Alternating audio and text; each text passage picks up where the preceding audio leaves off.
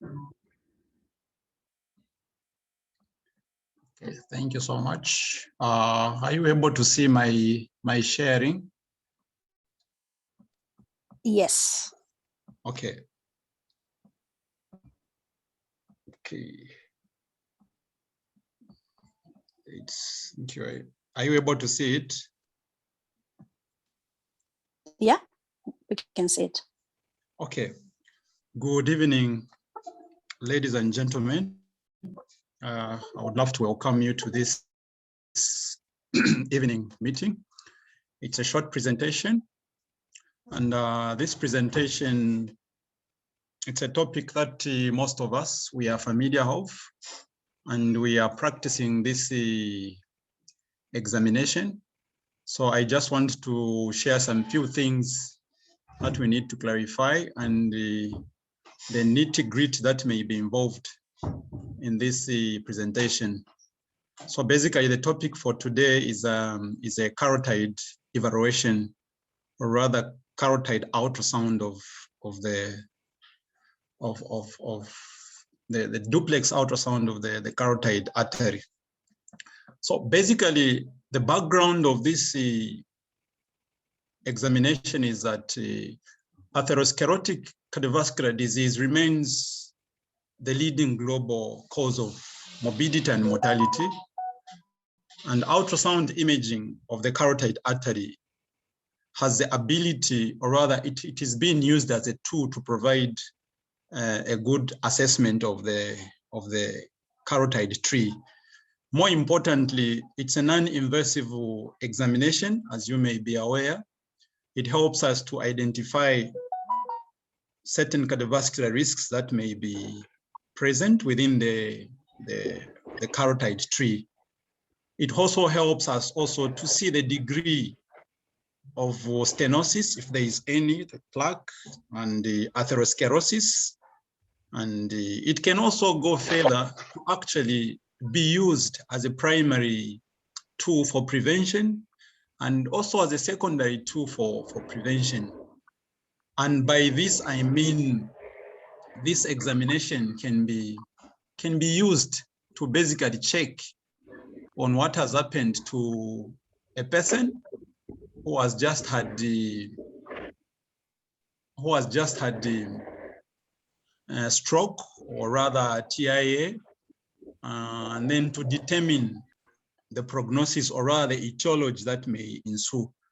We also use this examination to actually assess what is going on for patients who may present with certain symptoms.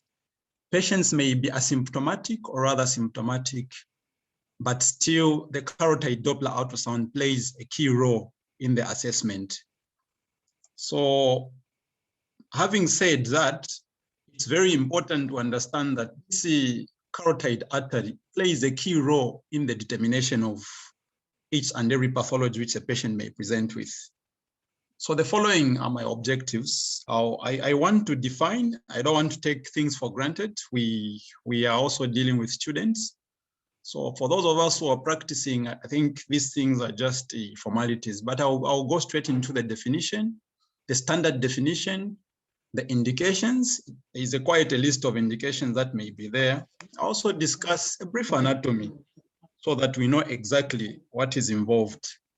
I'll talk about the technique, the common pathologies, pitfalls in carotid arteries, Doppler ultrasound, and also I'll give a sample of the reporting format.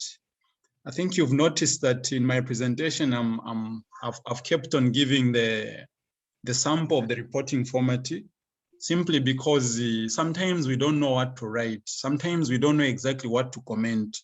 Sometimes we copy what should be written. And I'm not saying the report that I'm giving, it's a standard, but at least certain things must come out in the report so that you communicate to the clinician rather than just writing things up. So I think I'll keep on giving the format and the sample, which should be justified. By definition, carotid Doppler ultrasound is the ultrasound imaging of the carotid arteries. And this examination uses the ultrasound, the common ultrasound that we use, to assess the carotid arteries. It may also include the assessment of the vertebral arteries. That also plays a role in the supply of blood to the brain. You may be aware of the anatomy and the physiology and the blood supply of the carotid arteries, but this is beyond this presentation for today. The examination involves applications of a 2D grayscale, which plays a very good role in this examination. We also use the color Doppler. Then we use a pulsed wave application. These applications are very important to understand. We know exactly what a 2D grayscale is, black and white basic B mode that we use. Sorry, we may switch off the mics. I'm getting the feedback. So we are aware of the 2D dimension and the grayscale, which plays a role in this examination. We are aware also of the color Doppler. So I'll try to stress on how these things are applied and why we need to use them and optimize their application. So Doppler, or rather color Doppler and pulsed wave, have been used in the detection of carotid stenosis, both in the past, and the research is still an ongoing, and it has a very good sensitivity of 30 to 80%. And the detection of these carotid plaques and its morphological volume, it has also played a role in the prediction of some of the cardiovascular diseases. So you realize that it's not just an examination that we want to use, but if used appropriately and if it optimized, it may help us to answer certain clinical questions that may come into play. So I still want to emphasize that color Doppler, pulsed wave, and the 2D, the common 2D, we can optimize them and give a lot of information to the clinician that may come. It's quite a list of indications, but I think I picked some of the common things that we may have. So we have the first one as the atherosclerosis, which is basically the thickening of the Intima-media thickness of the internal carotid artery. Then this one also, with the advent of high resolution ultrasound, you are able to appreciate the thickness, the lining, and its morphological structure. So ultrasound becomes key to quantify and assess atherosclerosis.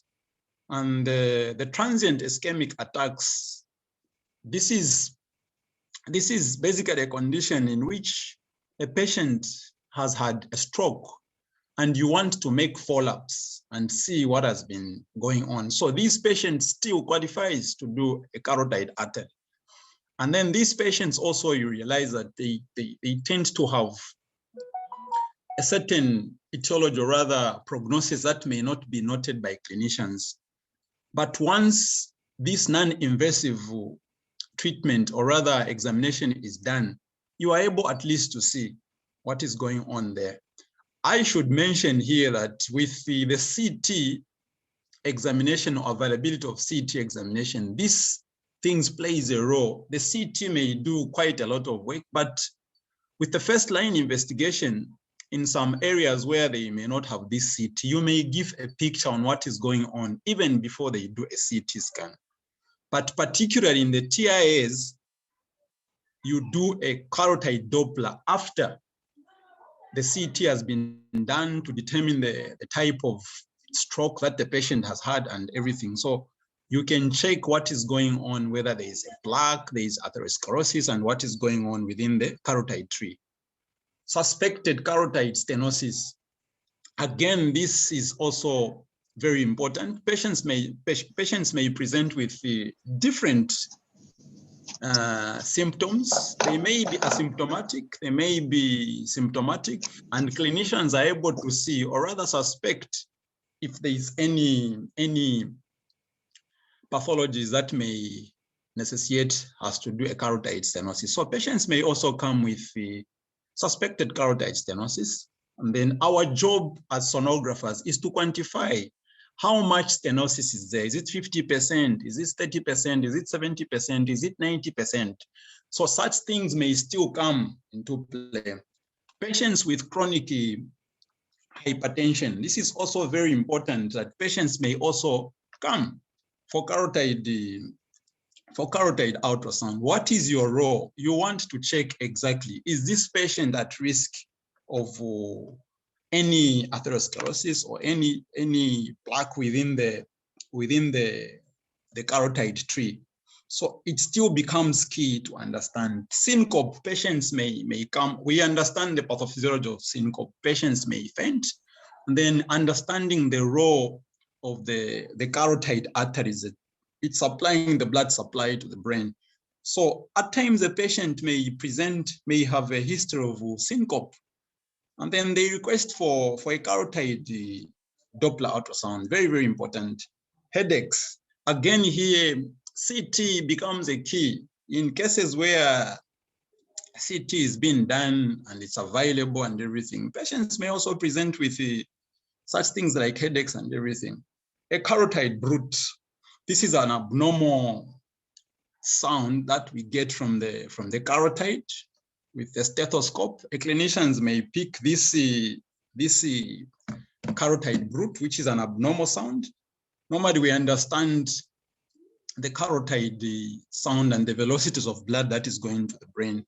So once they pick an abnormal, or rather a murmur within the carotid, the patient may also be brought for such examinations.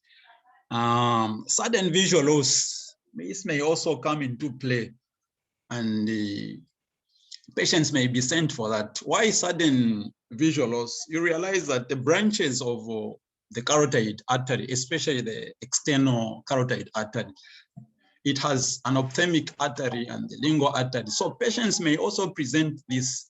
So the key role of a sonographer, or the operator, it's very important to integrate the clinical picture of the patient and also try to answer the clinical questions, so that at least you are within the radius where a patient may present with certain things and you present them with the specific areas. I should also mention that the vertebral arteries are also key. Once you are doing this carotid artery, do the vertebral arteries and check if they have the normal antegrade blood flow. Normally, the flow of the vertebral arteries, it's antegrade. So once you see certain features on ultrasound, like the retrograde, you start thinking of other conditions like Stevenson syndrome. So it's very, very important why I'm emphasizing on these indications, so that you integrate. It's not just about doing a carotid Doppler, but integrate, understand the reason and the clinical question that you are supposed to answer, so that at least you can give a picture. You may not find everything that the clinician may suspecting. You agree with me, but at least if you are able to quantify and do a thorough examination, then you'll be able to do things. What is a brief anatomy of the carotid artery? I'll be very brief and specific to the carotid artery. I think what is very important on the carotid artery is to understand where does it originate, what are the branches of the carotid artery, and where exactly are we supposed to pick, at what level are we supposed to pick things, and then are we also able to differentiate the internal carotid artery and the external carotid artery. So basically, the carotid artery arises from the right brachiocephalic artery, which is a branch of the aortic arc.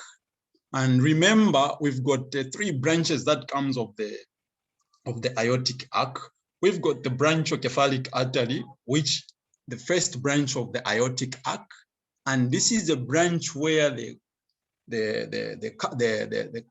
common carotid artery arises from. And then we can demonstrate the proximal portion of this segment of the common carotid artery. We've got the second branch within the arc itself, which is got the carotid artery, and then we've got the left common carotid artery, again, which comes direct from the common carotid artery. Again, I should mention here that you may not be able to demonstrate these branches right from the arc, but at least with the branchiocephalic artery, you are able to pick it and then see exactly the level, the proximal portion of the carotid artery. Then the left common carotid artery arises direct from the aortic arc, and it lies slightly deeper. So you may not pick the proximal portion of this.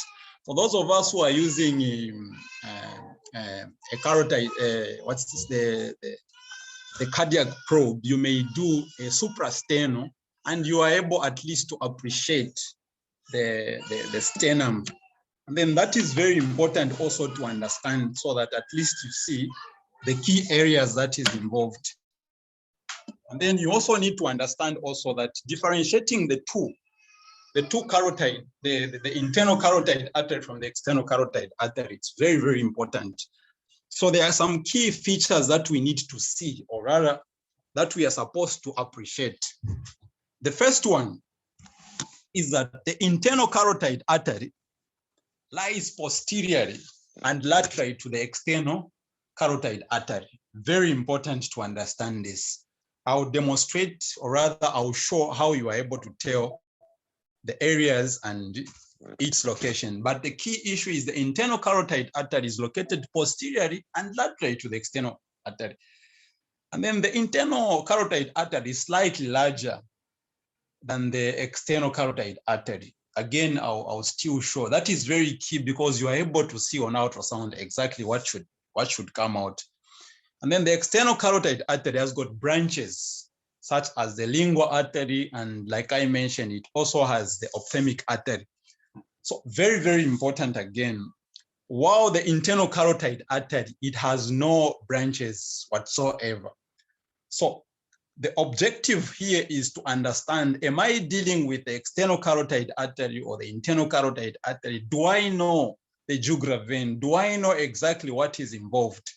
Again, I should also mention here that it's very, very important also to understand the morphological location and its adjacent, or rather pertinent anatomy around that area.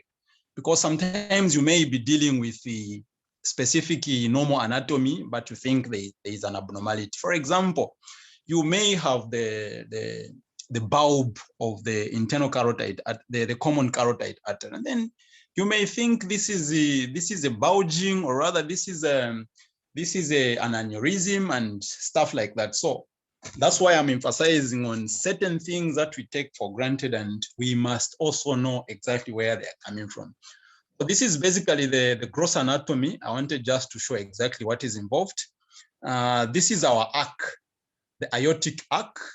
We've got this first branch that we have here. This is the brachiocephalic. This is the one that I was demonstrating. And then it's within this brachiocephalic that you've got two branches, the right subclavian artery and the common carotid artery, this one here, which goes this side. We are not discussing this side, we are discussing this one. So you can see that they come right from the arc. Then we've got that common carotid artery. We've got the other branches that comes into play. We've got the left subclavian artery. Like I mentioned, you can see it's coming direct from the aortic arc, and it lies deeper, not really on the anterior, but slightly deeper into the chest cavity, and then you may not pick its proximal portion. And then you can see its relationship and the related parts that are there. We've got quite a complex structures around here. I know most of us who are practicing, we understand the anatomy that is here, but let's concentrate on the carotid artery. Again, I also wanted just to show exactly the portions of or rather the direct relationship, the arc and the common carotid artery. Again, you can see the brachiocephalic artery here. This is the first branch of the aortic arc. It goes to the right subclavian artery, and then the right common carotid artery. We've got the second branch, like I mentioned, the left common carotid artery. It comes direct from the aortic arc, and then we've got the left subclavian artery, which also comes direct from there. So you can see that really we are dealing with this segment alone. What is the patient positioning? There are two patient positioning that you may do for this examination.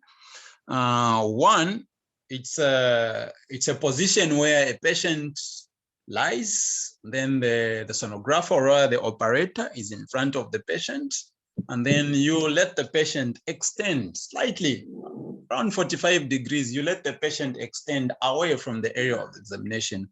Then you can pick your carotid artery. The other one is where you come overhead. You become on this side of the patient. The operator is overhead here, and then you assess the carotid artery right from behind of the patient. It's called the overhead positioning.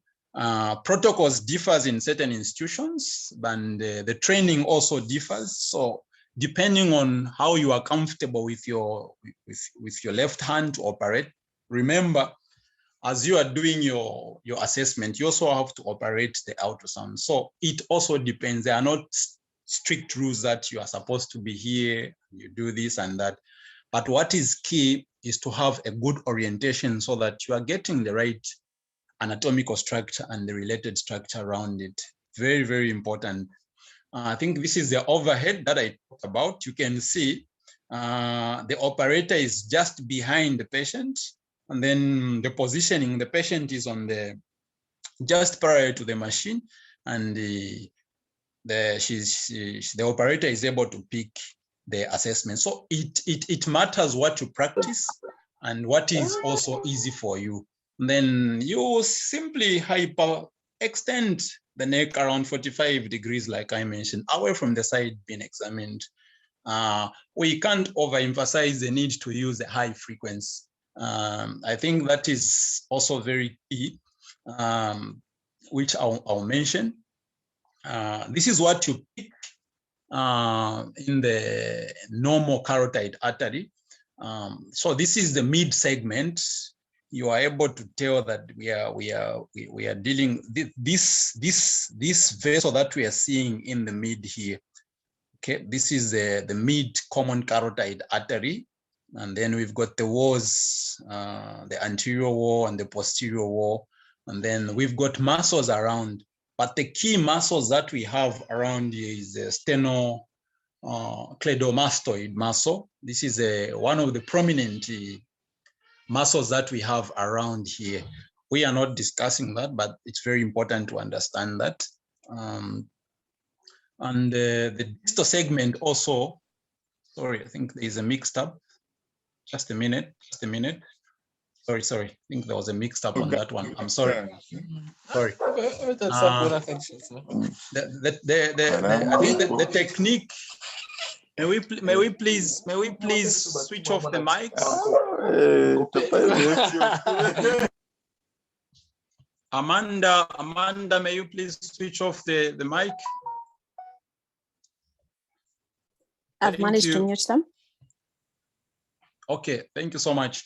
Sorry, now I think there was a bit of a mixed up. I'll go back to those slides. But what is important here is the technique and the equipment is very, very important. You don't just use any other equipment, but you really have to know exactly the equipment, have the right equipment, and then use the right transducer, and then have a standard examination table. By standard examination table, I mean, we need to have specific things that are required to have so that at least even the patient may be comfortable even as you are doing that. So certain things that we take for granted, they are very important during this examination and we need to apply that. The linear array transducer 10 to 12 megahertz, we use it as sonographers, as those who are practicing ultrasound, we understand what is involved in here. We need high resolution. Of course, we have to compromise on the depth. Remember, we are dealing with the carotid artery. It's not a deeper organ. So I think having a 10 to even 7, 8, 9 megahertz and above, still you can pick it nice. You need to have a duplex ultrasound equipment. And by duplex, we mean that this ultrasound should have all the necessary Doppler application that are required if you are to optimize these examinations. Why am I emphasizing on the duplex? Because certain specifications that you need to apply, or rather adjustments that you need to have a clear and well optimized images, they need to be in a machine. Otherwise, you may compromise the image quality. You agree with me that you can have a patient, the same anatomical structure, the same images and everything. When it's taken to another equipment with a different individual operator, you just look at the images and you start wondering, was I touching the same patient? Did I use the same patient? Simply because the patient the operator who's operating on this patient has optimized the image. Sometimes we may have the best equipment, very nice equipment, all the features around are there, but we are failing to optimize. So, and you can't even appreciate the image. I know with the practice of ultrasound, it's very nice to look at a very nice images, well demonstrated and everything, but that comes with application and skill. You don't just touch those things. Knowledge becomes key in such areas. So I'll still emphasize on the issue of equipment. So you need such an equipment. I think you can see that this looks like a duplex ultrasound machine. So you can see that it's a modern equipment. Our area of interest is that transducer that is a linear. So you need a duplex ultrasound machine, at least something closer to this, or if you can acquire this, that is even better. Some important things that you need to do even before you start doing your examination. Typically, when you are assessing the carotid artery, you need to set your depth. You don't just start the depth from this side, you switch on to this side. So you need, by protocol, you need about 2 to 3 centimeters depth. That depth button that we see, use it. So make sure you set your images. Why do you need to set 2 to 3 centimeters? Those are some of the questions you need to ask yourself. So the first reason that you need to have is that you have to focus the image of interest, or rather the structure of image. Secondly, you also have to see what is beyond that structure that you are imaging. You may have some lesions, you may have some abnormalities, you may have some masses that may be compressing, or rather adjacent to the carotid artery. So you also have to go further and see what is beyond the carotid. So at least 2 to 3. Other literature will tell you 2.5, but other literatures give you the range. But the main reason or focus of that is that you should have a well demonstrated and optimize the whole carotid artery on the screen. Use the high imaging frequency. I think that one I've already mentioned. Adjust the gain, not too much gain, again, not too low gain. Adjust it. Work on your TGC, the time gain compensation. Make sure that you optimize the image. The whole objective of all these settings is to optimize the image, which is very key. Remember, these images may go far. So don't just produce an image because it has to be produced. Don't use overgain or undergain, but optimize the images. The tissue harmonic imaging, this is also very important. Why is this important, the tissue harmonic image? It's a new feature in most of the equipment, but the key issue is that this tissue harmonic imaging helps you to have a good image, and it avoids also to have unnecessary artifacts that may come. This tissue harmonic imaging also becomes key not only in carotid Doppler, but in most of the images. So don't switch off that button. I think I've noticed in some areas where I've seen people there, that button, they don't even touch it, because it, to some extent, it doesn't even make sense. Others will tell you, no, these images, we don't touch this button. But the key issue is we have to understand that this tissue imaging harmonic imaging, we need to use it so that at least we can optimize. The key issue of this tissue imaging is that it helps you to have a compacted images and avoids you to have unnecessary artifacts. Angle of insonation, it's very important to consider that your image as you are assessing your carotid Doppler, it's hitting or it's aiming the carotid Doppler at 90 degrees or rather perpendicular to the structure that is being examined. Anything beyond or below that, you may not be having the good images, but the key issue is to have that image. The angle of insonation is there already on the images, on the ultrasound machine, depending on which ultrasound that you are using. But the key issue is to understand that this is angle is very key. Spectral Doppler, we cannot overemphasize the need of that. Why do we need this pulsed wave particularly? Remember, pulsed wave helps you to measure normal blood velocities. Normal blood velocities. We use pulsed wave. We don't use continuous wave here. That's why I'm very particular with that. We use continuous wave when we want to quantify issues of stenosis and you want to see if there's any velocities that are abnormal. But for normal velocities, we use pulsed wave. And then it also helps you to pick the sample volume within the velocity. Remember, pulsed wave, it's very specific, but it picks low velocity. So it becomes very key in this scheme.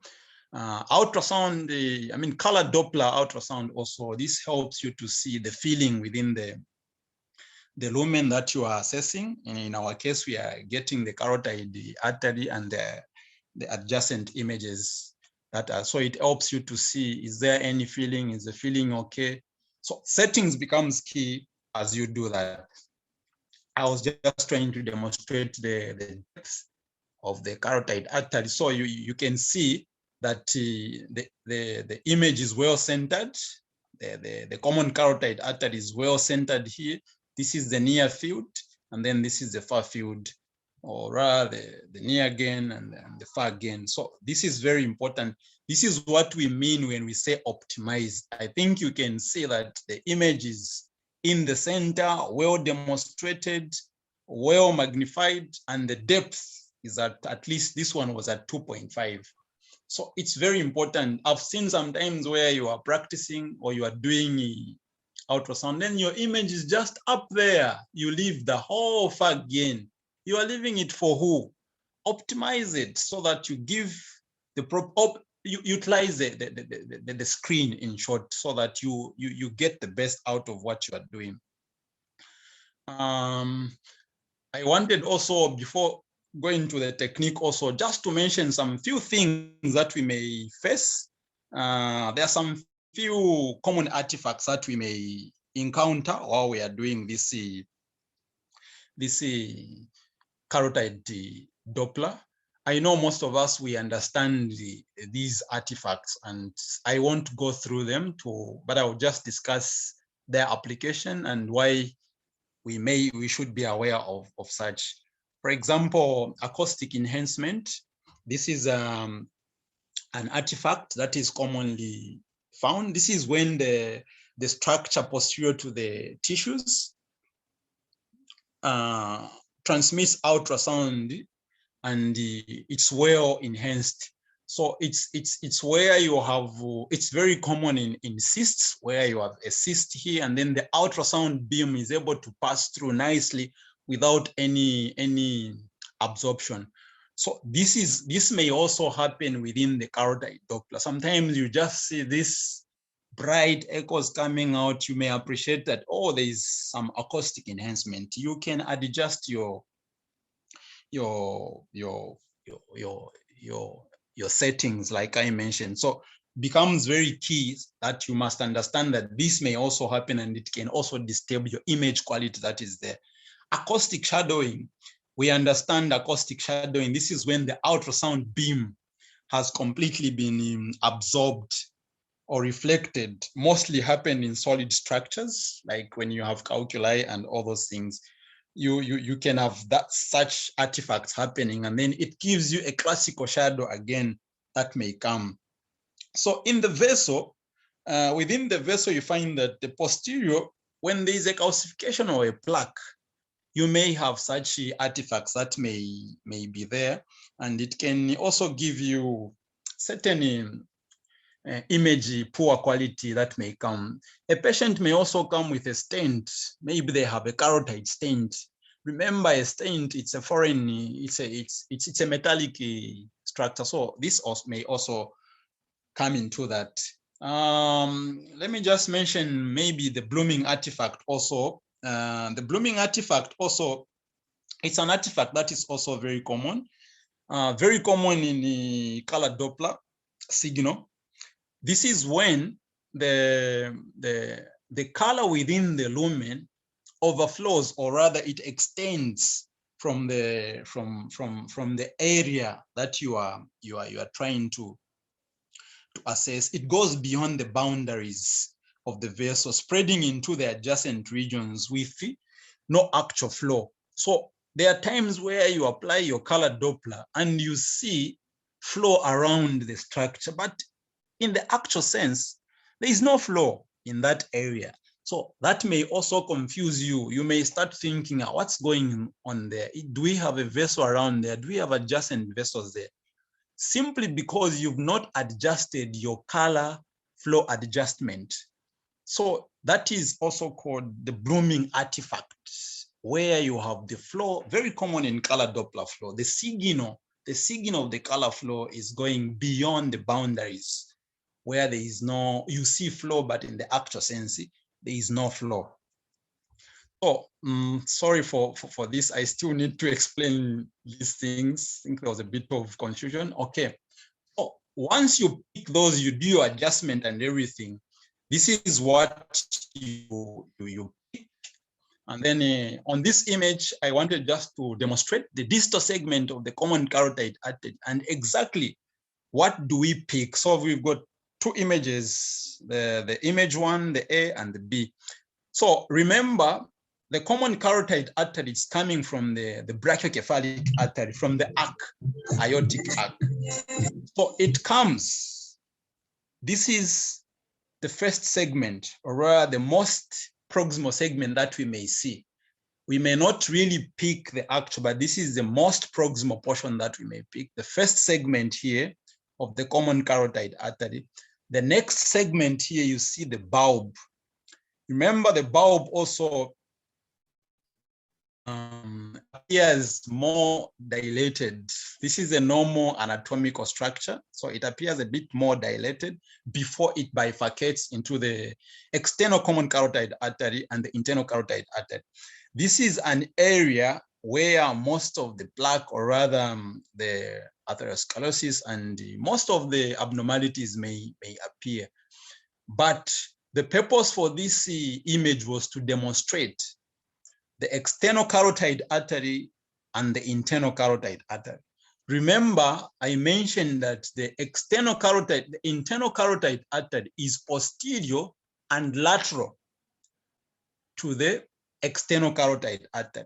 So in ultrasound, this is the most anterior part of the image. This is the most anterior part. So from this distance to here, this is the most anterior, and the first structure that you pick, this lumen here, is the external carotid artery.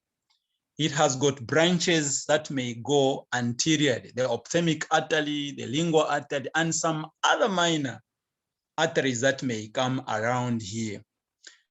And just posterior to it, posterior to the external carotid artery, we've got the internal carotid artery, which is just here. And then it goes without any branches. Very important. As we differentiate them, remember, you don't expect any branches within the internal carotid artery. And then you also you expect branches that may come around there. Some of us, we've got high-end ultrasound equipment. You may even pick these branches that I'm discussing about. They can well be picked. Then the B image here, you can see This is still the bulb. And then we've got the common carotid artery. They are trying to demonstrate here the intima common carotid thickness, the Intima-media here. But the message on this image is that we must understand the segment. The first segment, the bulb, the external carotid artery, the internal carotid artery. In transverse, remember always to do your images at 2 orthogonal planes so that you may appreciate. We know this is a golden rule in ultrasound. You cannot appreciate only one image, or rather one anatomical structure in one view. You do an orthogonal plane, transverse, sagittal, transverse, sagittal, transverse, sagittal. That way you appreciate what you are dealing with. This is the transverse bifurcation. Just after the bifurcation, I think you can see the internal carotid artery. It's more lateral again. It's more lateral again to the external carotid artery. Remember, in my preamble, I mentioned that the internal carotid artery is slightly larger in diameter compared to the external carotid artery. I think that point is very, very important. So even when you are in transverse, you can still appreciate them. This is just after the bifurcation in transverse. You can also see this as you go up. You can see the ICA, the internal carotid artery. This is not a branch. This is not a branch, but this is the internal carotid artery.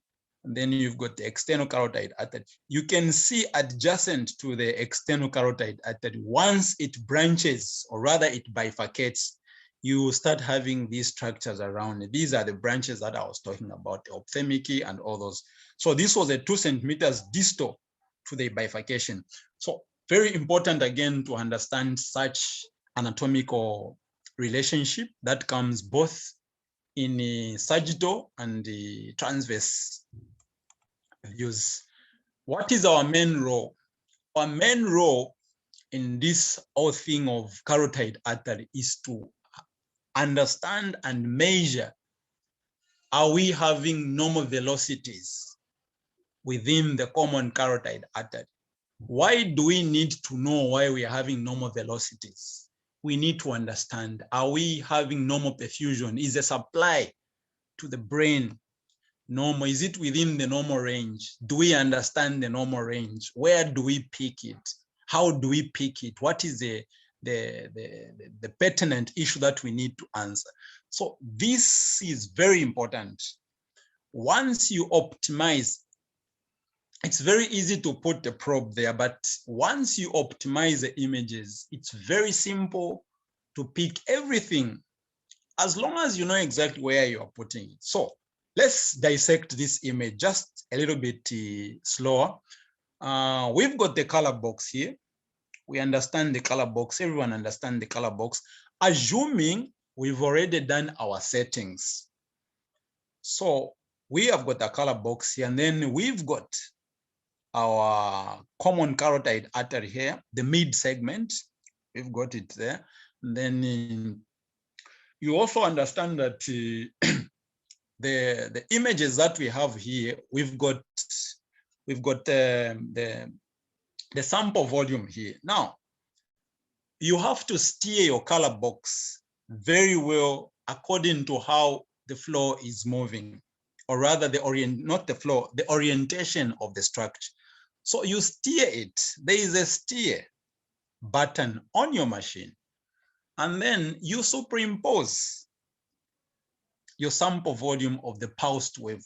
You put, or rather you sample your velocities within or at the center, in the center of the lumen. You can see it was well centered here.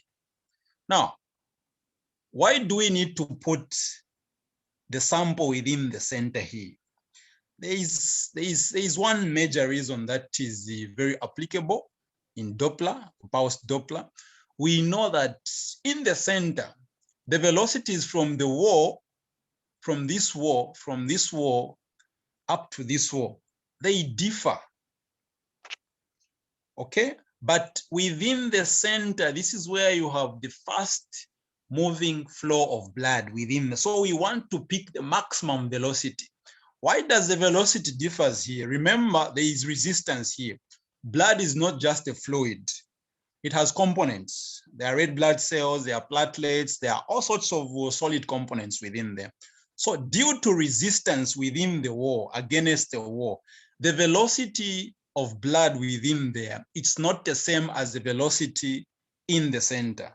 The same applies to the posterior wall. You still have the same. So due to that resistance that is within the lumen there, you've got different velocities. So for argument's sake, if you have got A within the wall, B here and C here, you have the maximum velocity in the center. And I mentioned that normal velocities are well picked with pulsed wave.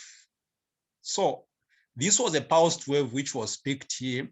And then typically, the carotid artery has got a typical morphological waveform, or rather spectral waveform of the triphasic. It can be triphasic or biphasic, but this is a typical with a nice spectral window. I think in my previous presentation I discussed what a spectral window is, but I'll still repeat. The spectral window, this is an envelope, or rather the space just below the waveform. Normally it should appear black.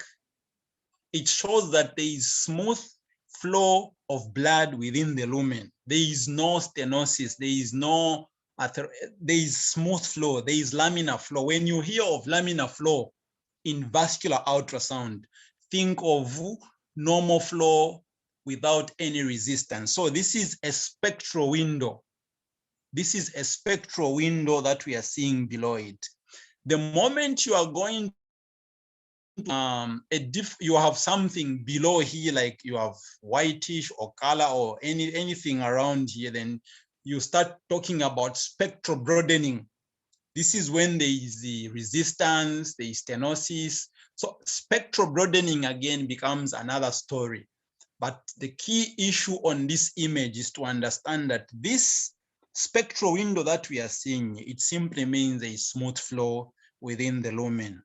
You can even see it was well optimized, and the flow is well demonstrated here. So there was nothing like resistance. You can even see the anterior wall here. It's well nicely demonstrated. This takes a good machine. Not every machine can pick that, but this takes a good machine, and you can see. And some equipments, they've got an automated calculations. You simply put your cursor here. This is the peak systolic velocity, or the PSV. Okay, so you just put your cursor. You don't even need to calculate anything. Just put your cursor there and it will pick. Normal carotid artery velocities, at least it should be within 30 to 40 milliseconds. That is the normal. It may vary, but it should fall within there in adults. But what I'm trying to emphasize on this point is that once your technique is well done, your settings are well done, it's not difficult to pick this image. It's very easy. You pick it, and then getting those velocities won't be an issue. So you just put your cursor there.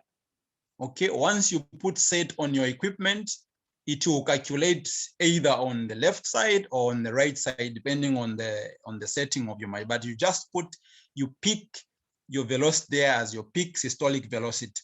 Remember the baseline. We've got the baseline. It's unfortunate the image is not well, but the baseline, it will show you the positive flow. This is the positive flow and the negative flow.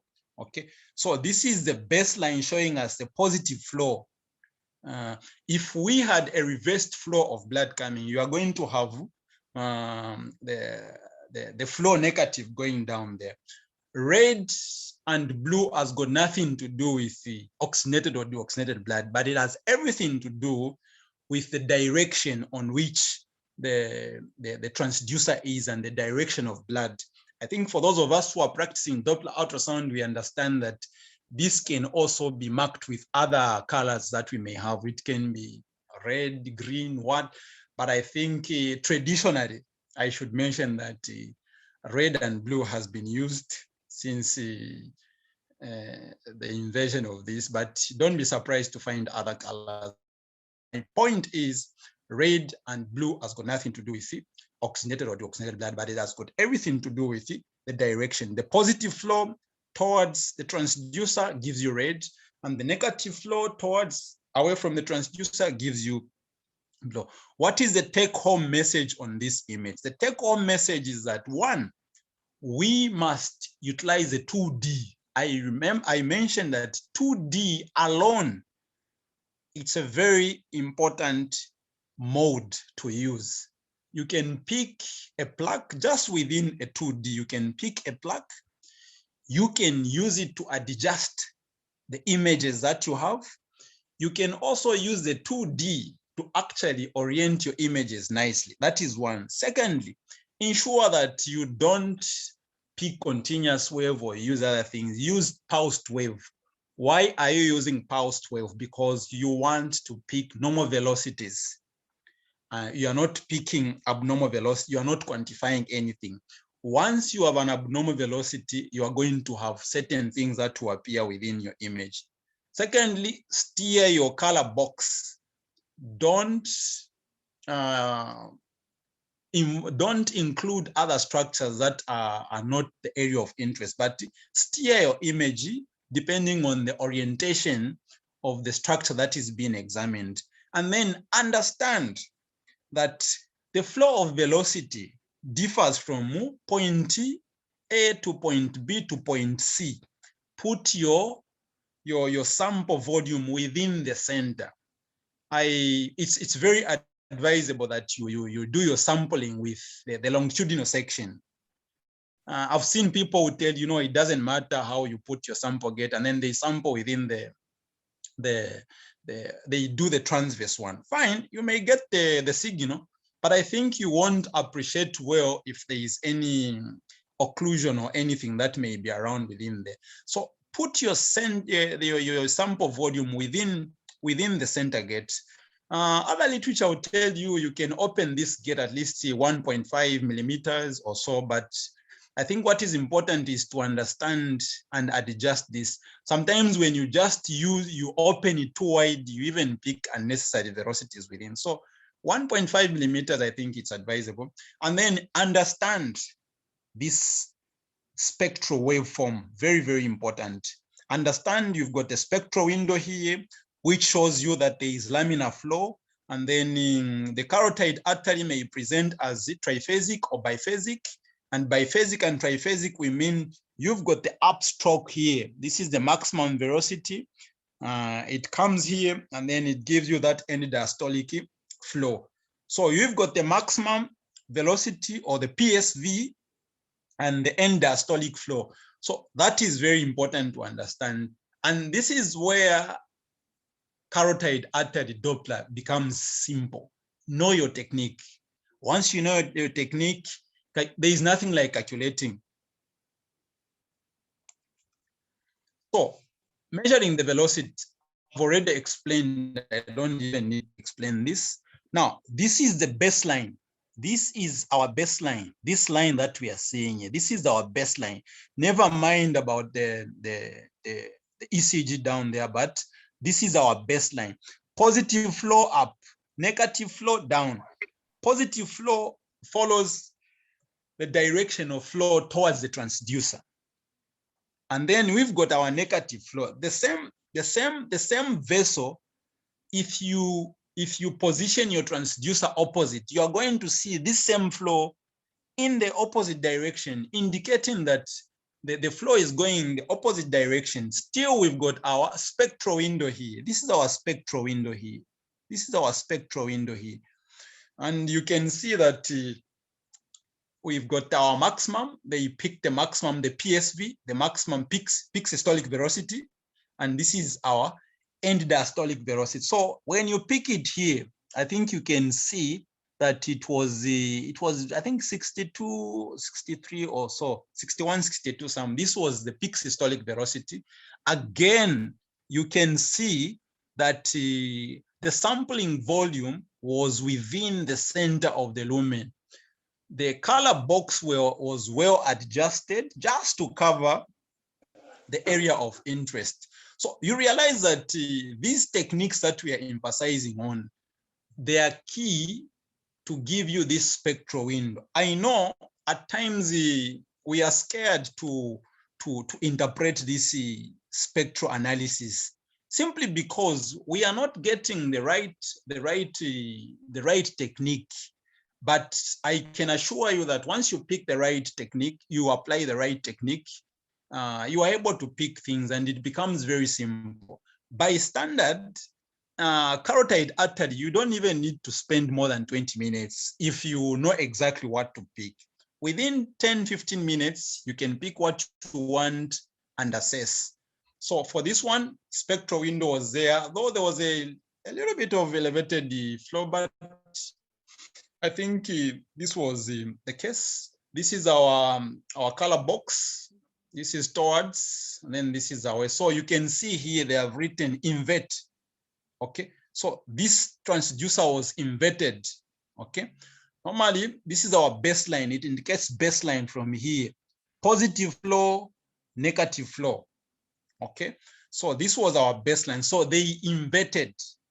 Okay, normally red towards the transducer, and then blue away from the transducer. It's the scale is always like that.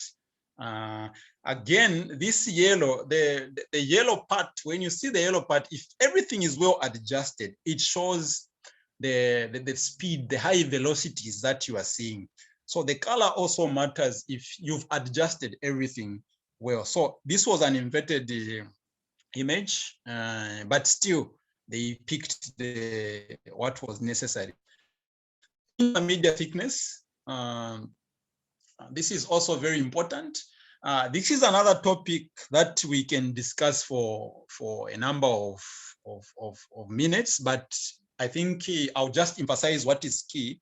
This parameter has been used in carotid artery to actually predict the risk of cardiovascular disease that a patient may present with, and then people have done a lot of research on this one, and it's quite a big topic.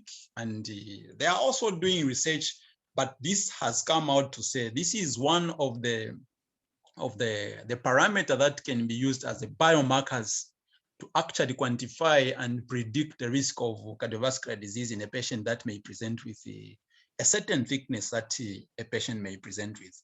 Other research, I think they have also compared it with the intimo-carotid media thickness, and then they have also compared it with the plaque. I should also mention here that this one, the intimo-media thickness, it can predict or it can give a range of diseases that may present. But when you see a plaque is more specific. Once you see a plaque, in most cases, patients are related to those patients with hypertension and others. And literature has continued to compare these two. When you see a plaque and when you measure the intimo-media thickness, what are the prediction of the cardiovascular diseases that may present? So this is how you pick it. I won't discuss the anatomy of the intimo-media, but the intimo-media, this is the thickness that you see from there up to there. It gives you that interface. It has got the normal measurements. I think I have the normal measurements. And then you've got the adventure. So basically, it may thicken to a certain extent. You can measure it. Latest equipments, they also have an automated calculations. Once you put on intimo-media thickness, it will just outline it nicely. It will give you the actual measurement that you need. So this is a parameter also that is very important to consider when you are doing your carotid ultrasound. I think this was the confusion, sorry. I think I mentioned last time. Oh, the carotid artery stenosis, how do you quantify them? There is quite a number of classification and quantification. But I think one thing stands out. When you are quantifying carotid artery stenosis, you have to follow 4 parameters that is very key. One of them is the severity of the stenosis. And then you also have to look at the peak systolic velocity, which I've also mentioned. Normal is 30 to 40 milliseconds. And then you also have to look at how was the end diastolic velocity. And then you also talk about the spectral broadening. Remember, I think I've discussed what spectral broadening is. This is one feature that you see when there is stenosis, and then you lose that laminar flow. That smooth flow is lost, and it's replaced with the spectral broadening. And then, so you can quantify it. You can have 99% stenosis, you've got 15%. There is a range, and there is total occlusion. So I'll just discuss 2 parameters here, and then we conclude on this slide. So when you have 1 to 14%, main thing you must know. Hello, we may mute our mics. So when you have 1 to 14%, for argument's sake, you are going to have still your peak systolic velocity is going to be less than 125. I'll demonstrate how you can tell this is 1 to 14%, and then empirically, when you are looking at the assessment, let me just use this one. For example, if you have a stenosis that is slightly elevated, some literature will give you something like if you have a stenosis or a plaque of 1.5 millimeters. So empirically with your assessment, you are able to tell if you have something that is just elevated above the wall of the lumen. You can say I have a 1%. You can have something slightly higher, up to here. When something is around within the middle, okay, when the plaque is within the middle here, you can say I have a 50% occlusion. Then when you have something around there, you can also start talking about 60, 70%, something around there, you can say I've got 80 to 90% occlusion. So you use the occlusion technique empirically, and then looking at the maximum, we consider the lumen itself, the flow, the feeling of this flow to be 100% flow, okay?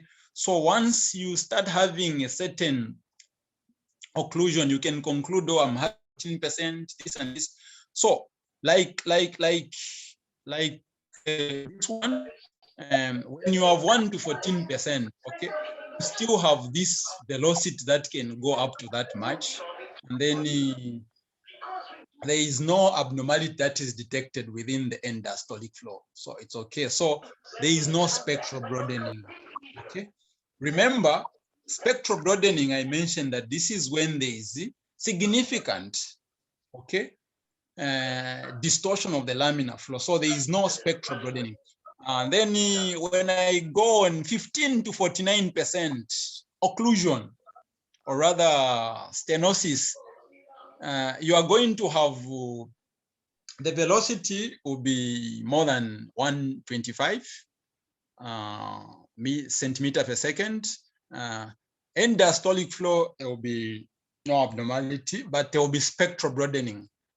Remember, 49% is quite significant, so there will be broadening. It's a sign that, oh, that laminar flow that we've been having has been distorted. Still, it goes with 50 to 79%. You still have spectral broadening. 80 to 99%, the velocities are quite high. They're even more than 125 again. Now, I should also comment on this. When you have the principle in vascular is that when you have a reduced lumen, the velocity within the occluded lumen, it will increase.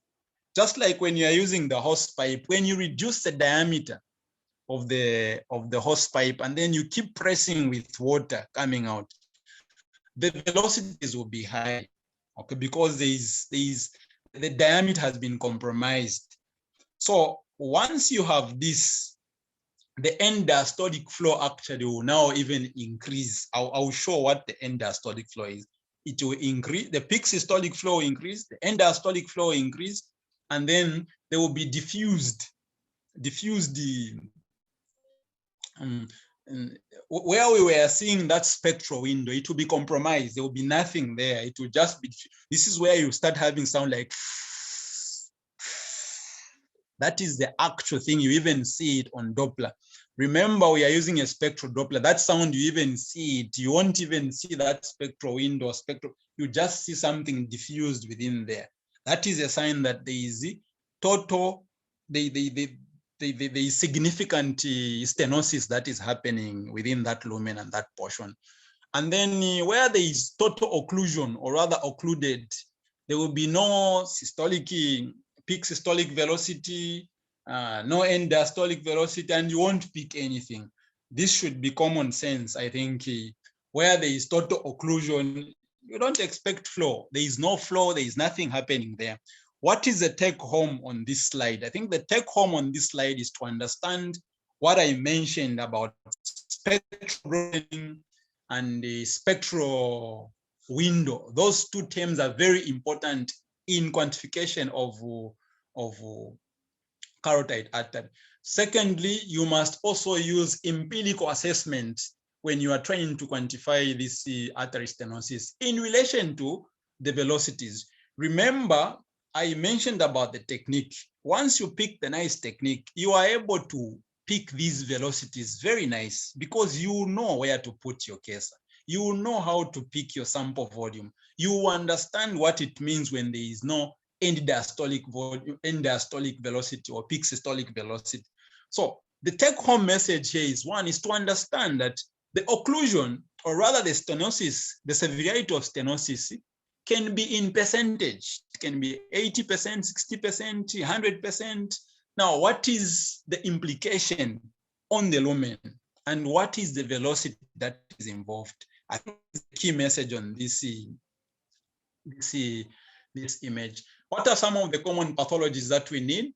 On stenosis, now you can also see there was a stenosis of the common carotid artery. This is our external common carotid artery anterior. This is the posterior one. Now, when you pick it from here, you can see, one, that we've lost that spectral window. It's no longer there. You just see, this is where you see when you put your caser. Technique, very important. Very, very important. Do your technique, put your sample volume, adjust your color box. So here we've lost that spectral window. It's no longer there. There is no longer laminar flow. Okay. We can also see that the peak systolic velocity was 60. I think was, yeah, it was around 60. The peak systolic velocity, sorry, the peak systolic velocity was 597, and the end diastolic velocity was also high. In the last presentation, I think I was asked about the resistive index. So now this time we are dealing with the brain. The supply of flow goes to the brain. So resistive index becomes very key here. Here we consider it. Okay, this is the ratio between the peak systolic velocity and the end diastolic velocity. So here we consider the resistive index. Normal resistive index for internal carotid artery should be 0.7. For I think I remember this question came in. Why are we not considering the resistive index? This time we are dealing with vital organs, brain, so we need to know how much resistive index do we have here. So resistive index is the ratio that you pick between the peak systolic velocity and the end systolic velocity, and that is another discussion, but this is very key to consider that. So there was a stenosis here. What sonographic features can we pick here? It's very key. There are two key things that we need to pick. One, we've lost our laminar flow. The spectral window is no longer there. We can't see it. We are just seeing this flow that is there. And then the end diastolic flow, has also increased, and then the peak systolic flow has also increased. Secondly, we also have to consider that within the 2D image, I think the technique is very important to consider that. I think it was well done. The sampling was well demonstrated. This was an occlusion. We've got this calcified plaque. Technique very important, color box very important. You can see that they tried to do what they could have done. The other thing that I also wanted to mention was the aliasing. Aliasing, this is a common artifact that you find in pulsed wave. Aliasing, this is when the velocity is high and the pulsed wave cannot peak. So you find that the velocity that, because the pulsed wave is limited in peaking higher velocities, like I mentioned, it's very specific, but it cannot peak higher velocities. So once the velocity goes beyond the Nyquist limit, you find that the velocities cannot be peaked, and it will show an enveloping. I wish I could show this. It shows you an enveloping over velocities, and then you have what we call aliasing. So aliasing, it's a common artifact that you also find in pulsed wave. So no aliasing distal to the stenosis, relevant stenosis unlikely. So there was a plaque, it's very visible. There was a plaque here, and the flow was there. And then pre-stenotic flow, just after that, you pick that image that you pick. So you can find something like this in your practice, and you quantify them. Just pick the velocities that you can pick within the signal. This was an atherosclerosis within the carotid artery. You can see that I think I mentioned about an acoustic shadowing. This is very common in our practice as sonographers. You can see this calcification was casting a window. Sorry, it was casting a shadow because there was total or complete absorption of the ultrasound beam. Now, this is a pitfall that you can find. You may not appreciate to the color flow within this lumen, but this was an atherosclerosis, calcified one. Again, here we have those small atherosclerosis that is there. You can see the lumen. This was an atheroma within the carotid, common carotid, just before the bifurcation. We've got the first segment, mid segment, and then just before the bifurcation, you've got this atheroma here, which is there. This is our internal common carotid artery, then the external common carotid artery. It is posterior to the external carotid artery. You can see just within the bulb here, the carotid bulb, you've got this calcified. This doesn't just come, you can't just appreciate this. You may miss this if you don't do your adjustment and the setting. Very, very important to consider that. This was a dissection, the carotid artery dissection. How do we appreciate it? I think you can see that it's detaching. Remember, a dissection, this is now the detachment of the lumen within its normal anatomical appearance that may come. So you can see that there was that detachment there. There's a dissection there that we can see. I think it's well appreciated. And then there was a bit of echogenic contents within there that we can see within the lumen.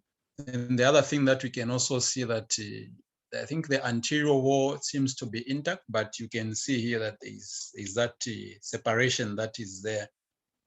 That is very important. Some of the pitfalls that we find in a carotid ultrasound is that the calcified atheroma, like I mentioned, of the carotid can make the assessment of the carotid artery very difficult, particularly in acquiring the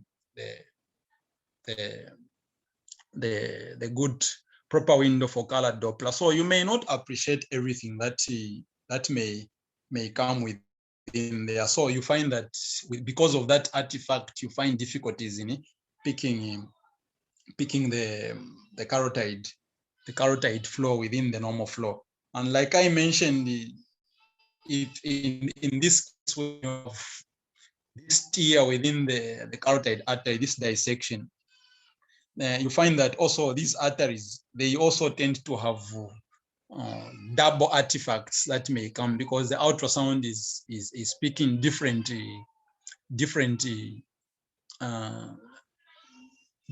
echoes that is coming within the structures. So that is one of the major pitfalls that we may find. You may also have difficulties in patients with a short neck.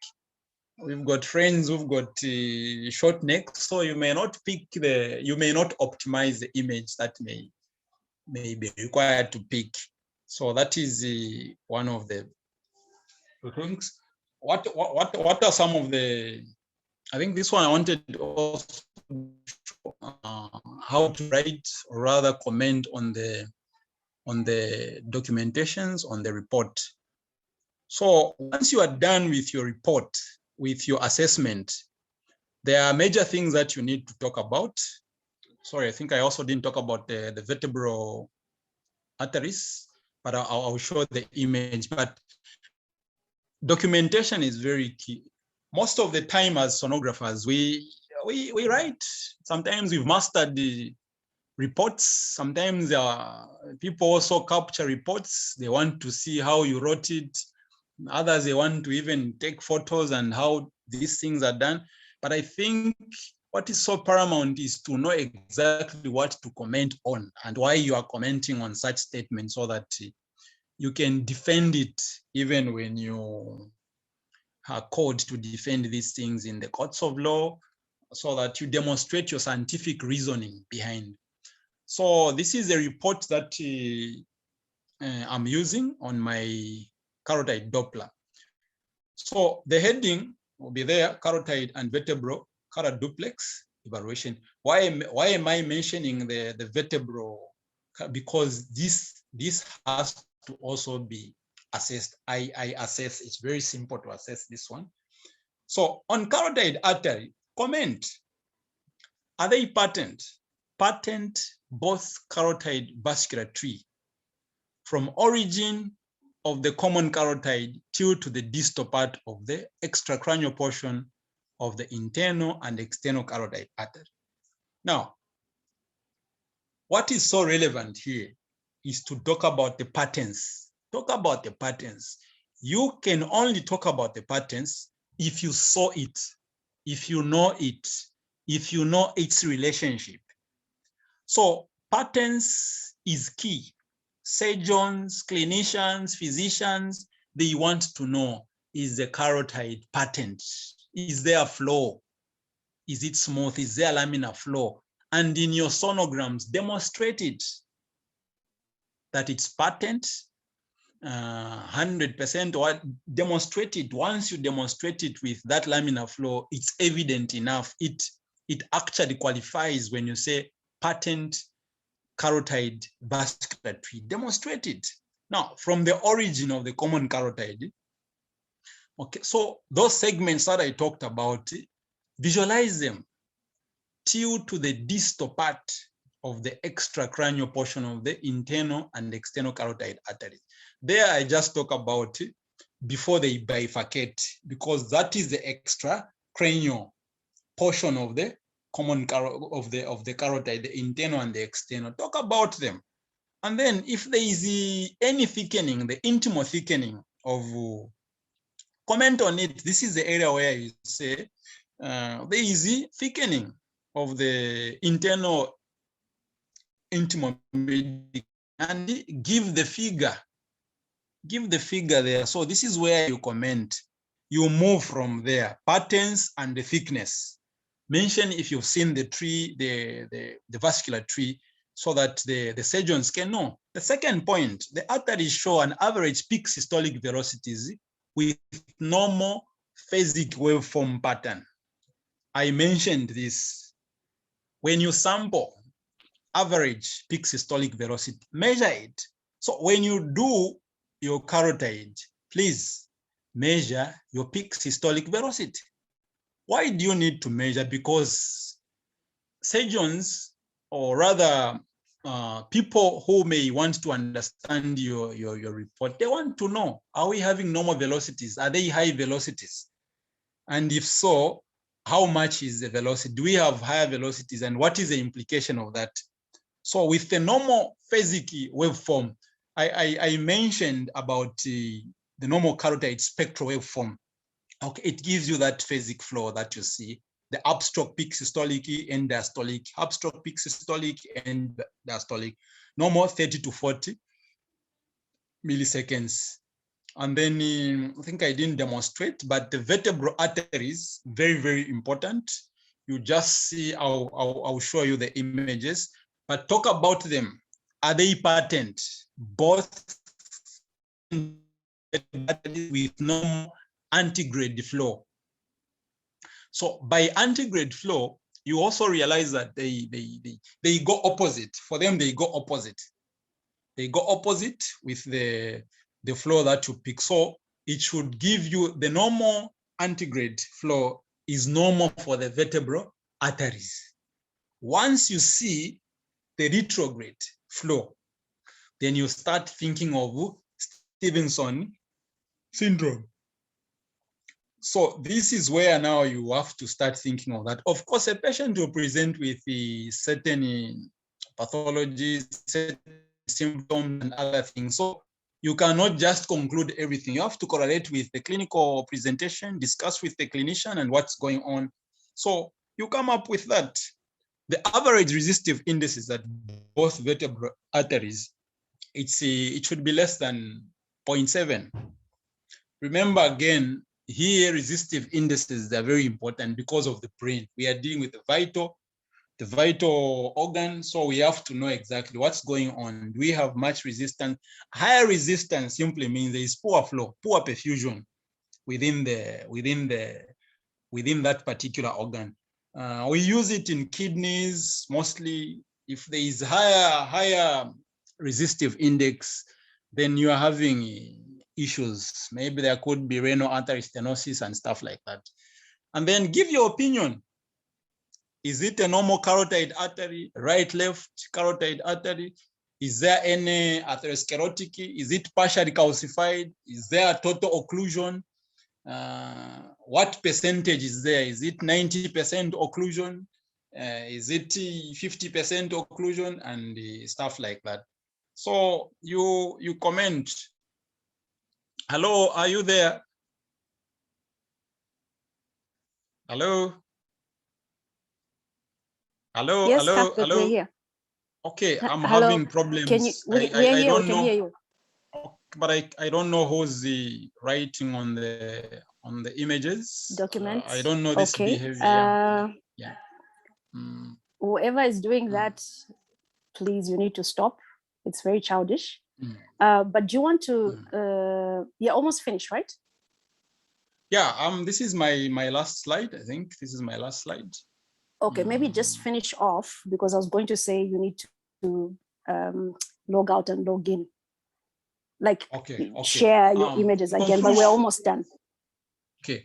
In conclusion, it's very important, one, to understand that carotid ultrasound is the reliable tool with an important role in the diagnosis and grading of carotid stenosis. That is very important. It's a reliable diagnostic tool, which has an important role in the diagnosing and grading of carotid stenosis. Secondly, in patients with TIA, transient ischemic attacks, a patient who has just had a stroke, depending on what type of a stroke, carotid ultrasound helps to establish the etiology of the current condition and for follow-ups. For example, here is a patient who has just had a stroke and it is determined it was a hemorrhagic stroke or ischemic. They can request for a carotid Doppler ultrasound. Your job is to find out, is there any atheroma? Is there any atherosclerosis changes? Is there any occlusion? And then you may help that particular patient to actually make follow-ups, the treatment, This is where I was mentioning that you can use carotid Doppler ultrasound for primary prevention and secondary prevention. For primary prevention, you can actually help clinicians to help in the treatment simply by detecting certain abnormalities within the carotid artery. For secondary prevention, this is where a TIA may come into play. A patient may have a stroke. They already know this patient has got a stroke, but they also want to know further, do we have any atherosclerosis and any serious occlusion within the carotid artery? And this is where you can use it as a secondary prevention. They may be aggressive in their treatment depending on what you've picked on ultrasound. The third point is that carotid Doppler has got a limitation in the assessment of the entire carotid vasculature. This is where also CT comes into play. The angiograms comes into play. MRI comes into play. So even as a sonographer, or rather an operator of ultrasound who's doing ultrasound, we must also be aware of the limitation of ultrasound, because certain investigations may be limited and you may have specific imaging modality so that you can exclude what is really at hand. In developed countries where these things are being done, I think some of these things they are skipped and then they just confirm with ultrasound and then they use ultrasound for follow-ups. But nevertheless, it's very important to understand that ultrasound has got limitation in the assessment of the entire vasculature of the carotid. And then as we practice carotid ultrasound, we must be familiar with the related ultrasound physics, anatomy of the carotid, and other parameters of Doppler ultrasound. I think this is the rule of thumb. This applies to almost all the modalities. But I think you've also noticed that I've been emphasizing on almost on every investigations, be it MSK, vascular, echo. You really have to be very familiar with the physics that is involved so that you can interpret those spectral waveform that I was talking about, why they are appearing the way they are appearing. You must also understand certain parameters that are related so that you are able to interpret the normal from the abnormal. So the take-home message for this whole presentation is that we must be able to use ultrasound to evaluate the carotid tree and its vasculature and related vasculature. Secondly, we must understand each and every indication that a patient may present with and integrate it with the related investigation that has been requested. It's also very important to interpret and record evidence-based on your sonograms, even as you practice carotid ultrasound Doppler. And when it comes to your report format, ensure that you write things that are relevant so that you communicate to the clinicians and answer the clinical question where possible. More importantly, as personnel who are practicing ultrasound, we must be familiar with the ultrasound and always demand that we use the appropriate equipment so that we can optimize the images that may be required. So those were my references, what the images and the information that was involved. I end my presentation. Thank you so much for your attention. I hand over the chair to the moderator. Thank you so much. Thank you, Mr. Cuthbert, for a very interesting, systematic, and very comprehensive presentation. And I just want to thank everybody that has logged in to listen to this presentation. And just to remind people to just remember to be professional, because this is not the first time that writings are being put on somebody else's hard work. So just to remember that. Looking at the time, we'll just take a few questions. If there's anyone in the audience that has got a few questions to ask, you're most welcome. Or if you have any additions, you're most welcome.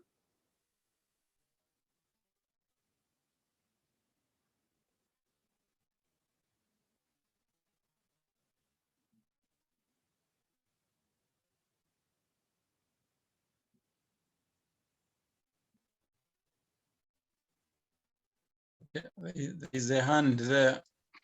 Yeah, Trinus, you can go ahead.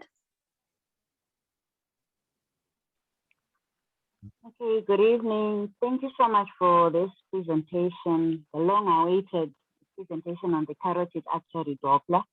I have a question. What are the sonographic features of subclavian steal syndrome when you are assessing the vertebral artery? Okay, the only sonographic findings that is there, it's a reverse flow.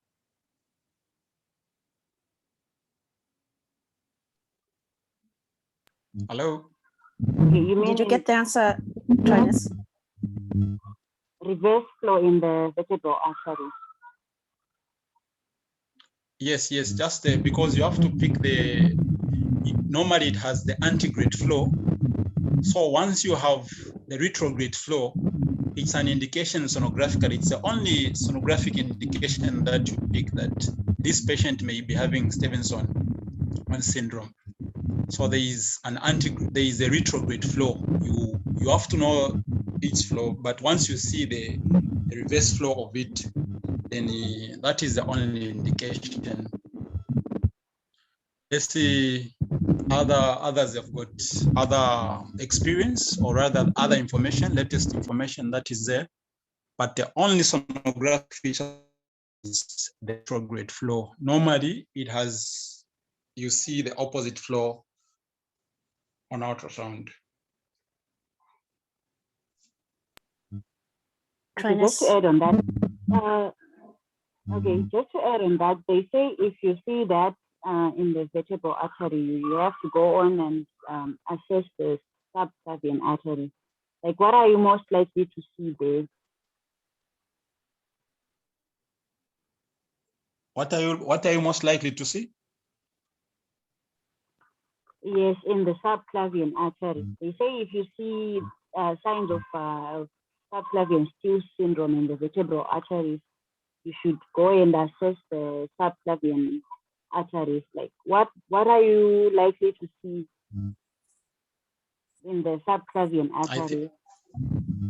Okay, I think on that one, I need to be honest. I may need some input from others. Otherwise, I've not yet come across such information. But the only thing that I'm very sure of is that flow that I was talking about.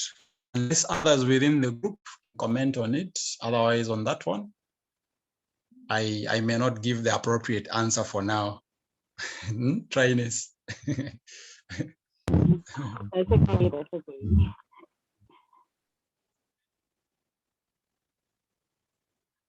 Hello?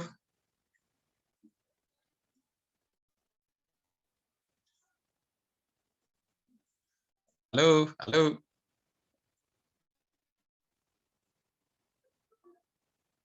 Hello?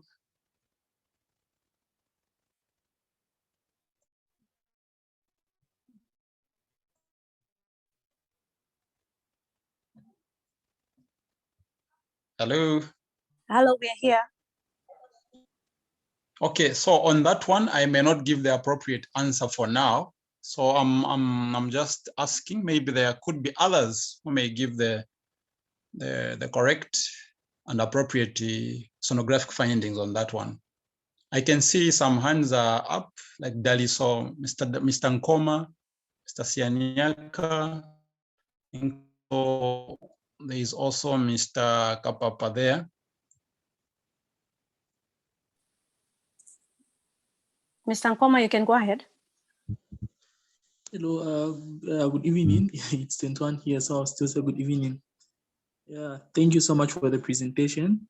I've really learned a lot. Yeah, so my question is on there's a case I had about 2 weeks ago. Yeah, it was for cervical lymphadenopathy, but under scan, it really showed like there was cervical stenosis. Yeah, then we talked about the measurements that should be made when you're trying to get the peak systolic flow. So my question now is it possible to still go on measuring the carotid flow, or is lymphadenopathy one of the contraindications, and what are the impacts that come with that? Thank you. Okay, thank you so much. I think clinically and sonographically, the whole idea why we assessing the carotid is to check the patterns, like I mentioned. So if that lymph node, that enlarged lymph node, is so big that it's compressing the carotid artery, I think it's just important to comment on it, that it's compressing the carotid artery, and if it has significant reduction in the diameter, I think you can go ahead just to comment. But what is so key is to mention its compression on the internal carotid artery, because once you start measuring, then you can pick the velocity that is involved. But the key issue is to see, is the compression significantly affecting the patterns? So I would advise that in such cases, comment the degree of compression to the carotid. So I think it's wise to comment, because these are the adjacent structures. Comment the compression is there, and the velocity which is there is like that. So that is key. So I would still comment the compression and give the velocity and comment on the patterns. Thank you. Thank you. Welcome.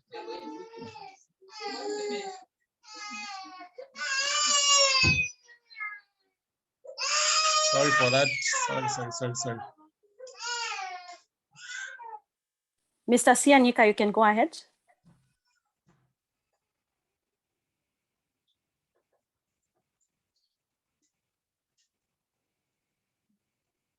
Mr. Sianyika, would you like to ask your question? Mine is just a quick appreciation to Cuthbert of what he has presented, not to waste time and ask irrelevant questions. Thank you so much, Cuthbert.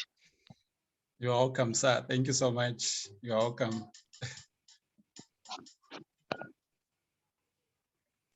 Thank you, sir. Chete, you can go ahead.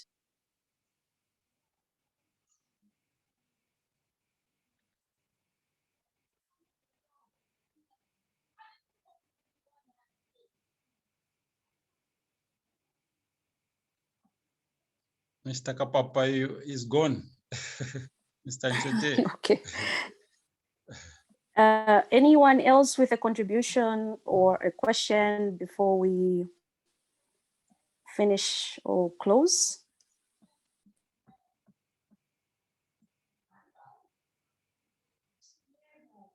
Hello. Mr. Kapapa, you are back. Yes, go. Yes, Mr. Casper, can you get me? Yes, sir. We can get you. Okay. No, that was a very nice presentation, my brother. Oh, sorry. Hello, can you get me now? Yeah, we can get you, sir. Yeah, Yes. that was a very nice presentation. My only contribution would be, I think it's important to also, we need to know the limits, the measurement, the limits of the internal carotid artery and the external carotid, the measurements in our descriptive reporting. Okay. Oh, That's very important. That is very true, sir. I think that was just omitted. Otherwise, I'll include it even before I share the presentation. That is very important. I'll definitely include it before the presentation is included. Thank you so much for that clarification. It's very true. Thank you. Thank you so much. Anyone else?